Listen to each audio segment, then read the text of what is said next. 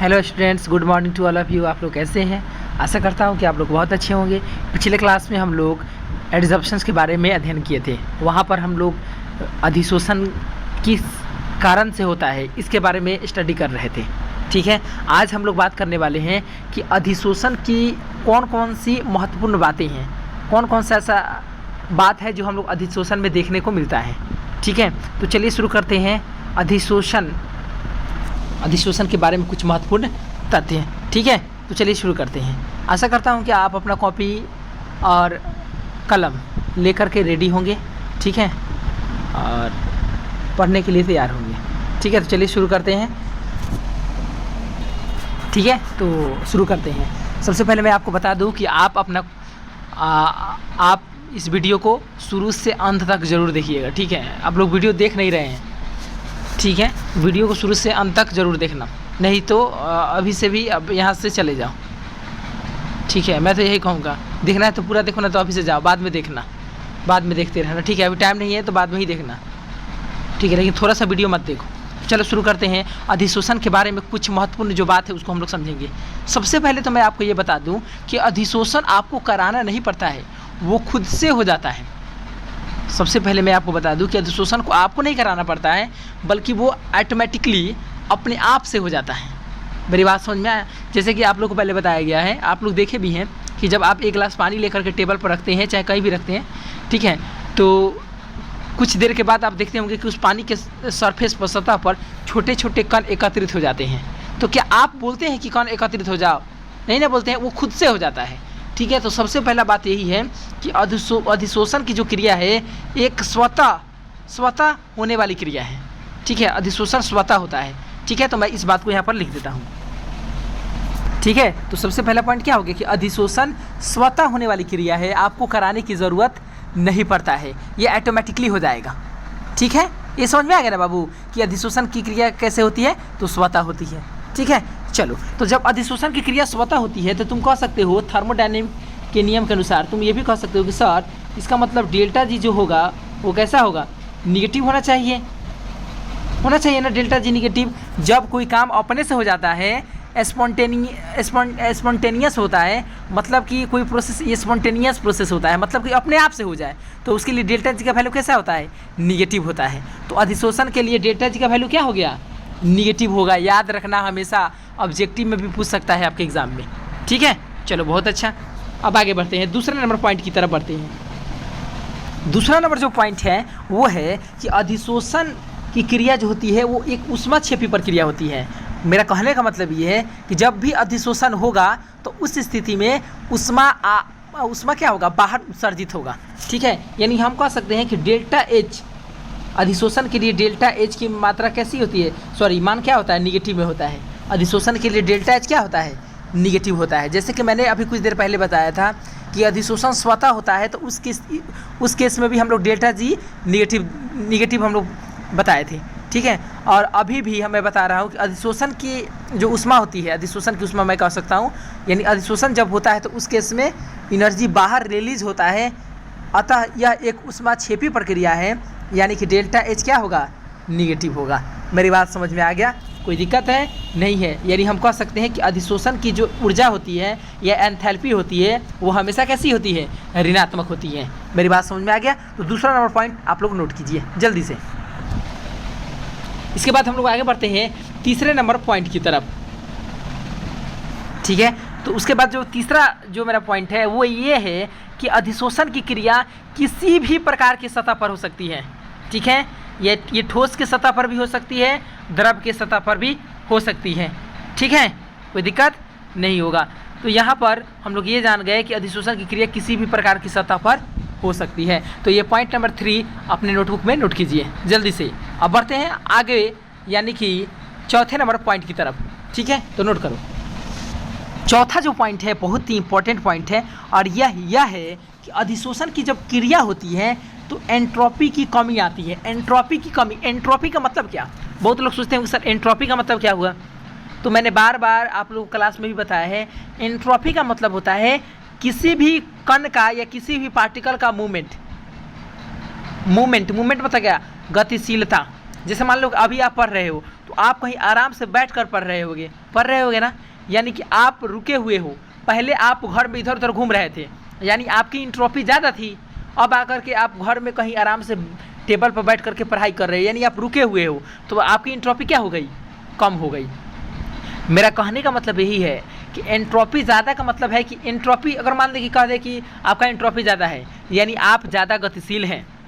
अगर मान लीजिए हम रुके हुए हैं तो हमारी एंट्रोपी क्या हो गई? कम हो गई। ठीक है। अब कहोगे सर इसमें एंट्रोपी का क्या मतलब है, हमको नहीं समझ में आया। तो चौथा नंबर पॉइंट भाई नोट कर लो, मैं समझाता हूँ कि यहाँ पर जो बातवा लिखा हुआ है उसका अर्थवा क्या है। ठीक है, चलिए जल्दी कीजिए, नोट कर लिए। तो चलो मैं समझाता हूँ कि अधिशोषण की क्रिया में एंट्रोपी की कमी आती है, इसका मतलब क्या हुआ। तो देखो यहाँ दिखाते हैं। जैसे मान लीजिए आपके पास एक कोई सतह है, ठीक है। ये बाहर में क्या हो रहा है? बहुत सारा कण इधर उधर घूम रहा है, बहुत सारा कण घूम रहा है। तो घूम रहा है तो अभी इसकी इनेट्रोपी यानी गतिशीलता क्या है? ज़्यादा है। लेकिन जैसे ही इसको खींच करके सतह पर बैठा दीजिएगा तो इसकी गतिशीलता क्या हो गई? कम हो गई। तो गतिशीलता कम हो गई यानी एंट्रोपी क्या हो गई?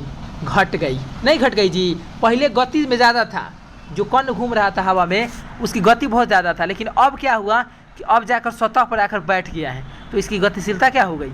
कम हो गई। मेरी बात समझ में आ गया? यहाँ तो कोई दिक्कत है नहीं है। ठीक है, तो बहुत अच्छा।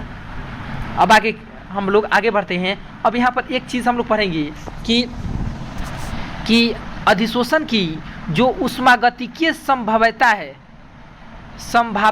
जो है उसको हम लोग देखेंगे, यानी कि थर्मोडायनेमिक फिजिबिलिटी ऑफ एड्जॉर्प्शन के बारे में यहाँ पर स्टडी करेंगे। ठीक है, तो अगला टॉपिक स्टार्ट करते हैं, थर्मोडायनेमिक फिजिबिलिटी ऑफ एड्जॉर्प्शन। ठीक है, चलिए तो आगे बढ़ते हैं। ये बहुत बड़ा इंपॉर्टेंट टॉपिक है, तो अपने कॉपी में जल्दी से हेडिंग दे दीजिए, थर्मोडायनेमिक फिजिबिलिटी ऑफ एड्जॉर्प्शन, यानी कि अधिशोषण की ऊष्मागतिकीय संभाव्यता। मतलब इसका मतलब यही है ना कि इस टॉपिक का मतलब समझिए पहले। ठीक है, ये आपको समझना बहुत ज़रूरी है। इसका मतलब क्या हुआ? इसका मतलब ये हुआ कि ऊष्मागतिकी बोल रहे हैं, अधिशोषण की क्रिया किस प्रकार से अपने आप से हो जाती है, इसके एनर्जी में क्या चेंजिंग होता है, इसके एंट्रोपी में क्या चेंजिंग होता है, उसी की मदद से इसको हम लोग समझेंगे। ठीक है, अधिशोषण की ऊष्मागतिकीय संभाव्यता। ठीक है, जल्दी से अपने कॉपी पर हेडिंग दे दीजिए। दे दिए? ठीक है, तो चलिए आगे बढ़ते हैं। हम जानते हैं कि क्या बोलते हैं, अधिशोषण के लिए डेल्टा जी का वैल्यू क्या होता है? निगेटिव होता है। याद कीजिए, कुछ देर पहले हम पढ़े भी थे, अधिशोषण के लिए डेल्टा जी का वैल्यू कैसा होता है? निगेटिव होता है। ठीक, तबे अपने आप से अधिशोषण होगा, अदरवाइज नहीं होगा। मैंने पहले भी बता दिया है आपको कि अधिशोषण अगर स्वतः होता है तो इसका डेल्टा जी का वैल्यू निगेटिव होगा। थर्मोडायनेमिक इक्वेशन लेते हैं। थर्मोडायनेमिक जो इक्वेशन है वो कुछ इस प्रकार से होगा। ठीक है, यहाँ पर मैं लिख देता हूँ, ये है फॉर किसके लिए? यहाँ लिख देता हूँ फॉर एड्जॉर्प्शन। एड्जॉर्प्शन के लिए डेल्टा जी का वैल्यू कैसा होना चाहिए? निगेटिव होना चाहिए। तो ये निगेटिव कब होगा? ठीक है, तो यहाँ पर मैं लिख देता हूँ थर्मोडायनेमिक इक्वेशन से। तो यहाँ पर क्या लिखेंगे? डेल्टा जी इक्वल टू क्या होता है? बहुत ही पॉपुलर ये इक्वेशन है थर्मोडायनेमिक्स का। क्या? Delta G equal to delta H minus T delta S. Class 11th में हम लोग थर्मोडायनेमिक्स में पढ़ चुके हैं। क्लास 11th में, मैंने बोला 11th में, नहीं तो बहुत छोटा दिमाग लगाने लगेगा सर ये कहाँ पढ़ाए हैं आप 12th में। ठीक है, तो ये 11th में है। 11th में हम लोग थर्मोडायनेमिक्स में ये समीकरण बहुत अच्छी तरह से पढ़े हैं। ओहो, आप लोग कोरोना की वजह से नहीं पढ़े हैं?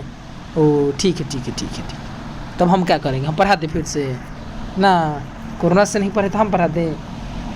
चिंता मत कीजिए, अभी तो बहुत कुछ देखना बाकी है। ठीक है, तो यहाँ पर ये क्लास 11th से हम लोग क्या लिख दिए? Delta G equal to delta H minus T delta S, जो क्लास 11th में हम लोग पढ़े हुए हैं।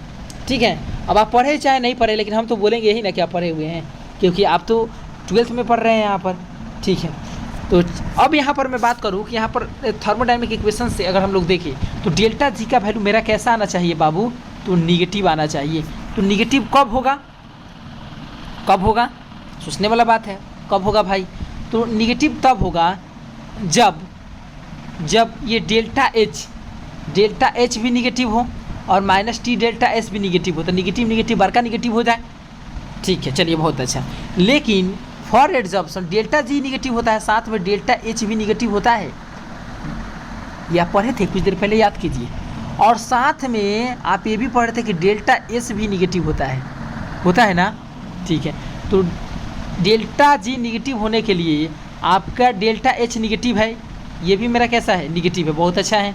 लेकिन डेल्टा एस जो यहाँ पर निगेटिव है, तो ये निगेटिव से गुना होगा तो ये क्या हो जाएगा, पॉजिटिव हो जाएगा। ये पॉजिटिव हो जाएगा ना भाई, क्योंकि डेल्टा एस निगेटिव है। डेल्टा एस निगेटिव, मैं कलर चेंज कर दे रहा हूँ तब समझ में आएगा।